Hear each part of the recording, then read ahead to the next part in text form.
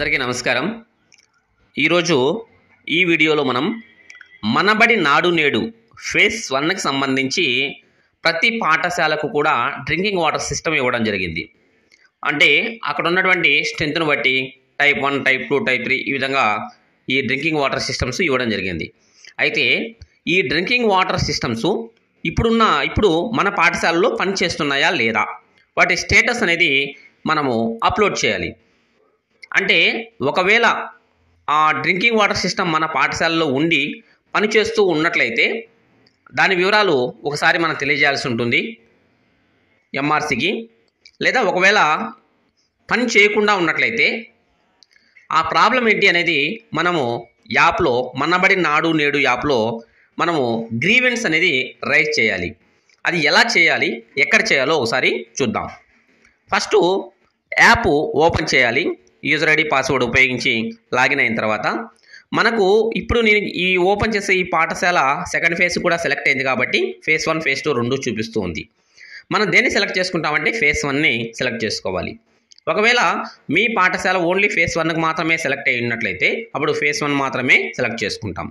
Phase 1లోకి వెళ్ళిన తర్వాత ఇక్కడ మనకి చూడండి సిపిఎం గ్రీవెన్స్ అని ఉంది చూడండి, ఇక్కడ పేరెంట్స్ కమిటీ కింద సిపిఎం గ్రీవెన్స్ దీంట్లోకి వెళ్ళాలి।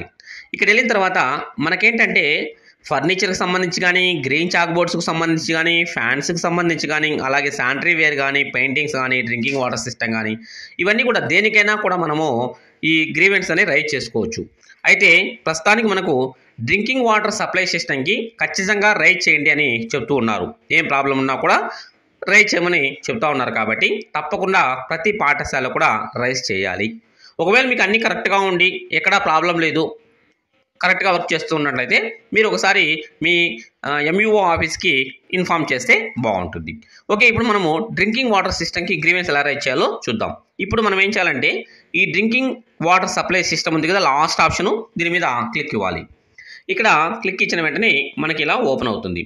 ఇక చూడండి, ప్లీజ్ సెలెక్ట్ రిమార్క్స్ అంటే ఈ డ్రింకింగ్ వాటర్ సిస్టమ్ ప్రాబ్లం ఏంటి, ఎందువల్ల అది పనిచేయడం లేదు, ఇక్కడ ఆప్షన్స్ ఇచ్చారు చూడండి।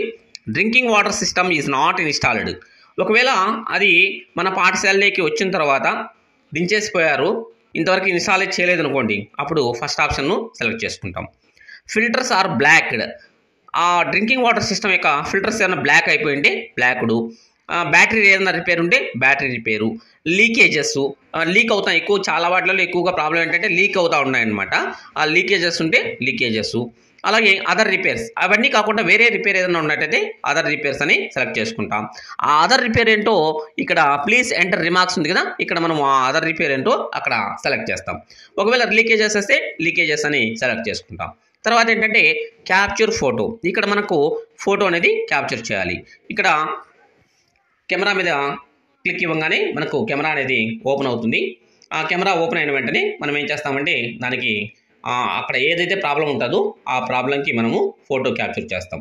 ఫోటో క్యాప్చర్ చేస్తే మనకు ఈ విధంగా వస్తుంది, టిక్ మార్క్ ఇచ్చుకుంటాం। ఇక్కడ నోట్ చూడండి, మనకి ఇచ్చినటువంటి ఆ డ్రింకింగ్ వాటర్ సిస్టము ఈ లైవ్ ప్యూర్ వాళ్ళది అయితే వాళ్ళ యొక్క టోల్ ఫ్రీ నెంబర్ కూడా ఇక్కడ ఇవ్వడం జరిగింది। ఓకే, అట్లా మనకి ఏదైతే ఏ డ్రింకింగ్ వాటర్ సిస్టమ్ ఇచ్చింటారో దాని యొక్క ఈ టోల్ ఫ్రీ నెంబర్ ఇక్కడ ఇవ్వడం జరిగింది। ఈ విధంగా ఫోటో తీసేసిన తర్వాత సబ్మిట్ మీద క్లిక్ చేస్తే మనము గ్రీవెన్స్ రైజ్ చేసినట్టు అవుతుంది। ఈ విధంగా ప్రతి పాఠశాల కూడా ఈ రైజ్ చేయాల్సి ఉంటుంది। Okay, thank you sir, thank you friends.